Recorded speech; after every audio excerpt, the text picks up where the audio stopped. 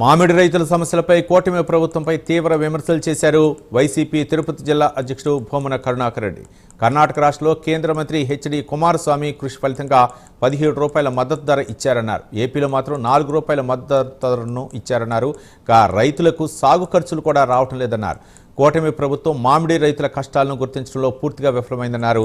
కర్ణాటక తరహాలో కేంద్రం నుంచి మద్దతు ధర సాధించేందుకు కూటమి ప్రభుత్వం చొరవ తీసుకోవాలని భూమన కరుణాకర్ రెడ్డి కోరారు. ముఖ్యమంత్రి, ఉప ముఖ్యమంత్రి నిజంగా రైతుల మేలు కోరేవారైతే కేంద్రంతో చర్చించి రాష్ట్రంలోని తోతాపురి మామిడికి కిలోకు 17 రూపాయల 50 పైసల మద్దతు ధర ఇప్పించేలా చర్యలు తీసుకోవాలని ఆయన డిమాండ్ చేశారు.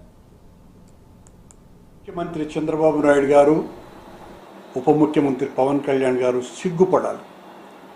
ముఖ్యమంత్రి గారి సొంత జిల్లా చిత్తూరు జిల్లాలో మాత్రమే మామిడి దాదాపు 2.5 లక్షల ఎకరాలలో 60,000 మందికి పైగా రైతులు మామిడిని పండిస్తూ ఉంటే, తోతాపురి మామిడికి గిట్టుబాటు ధర ఉండటం లేదు. 2 రూపాయలు 3 రూపాయలకు కూడా ఫ్యాక్టరీలు కొనటం లేదు, పల్ప్ ఫ్యాక్టరీలని.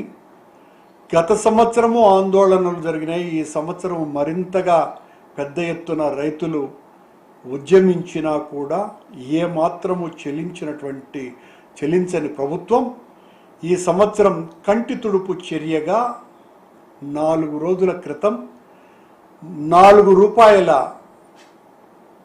మద్దతు ధరను ప్రకటించింది.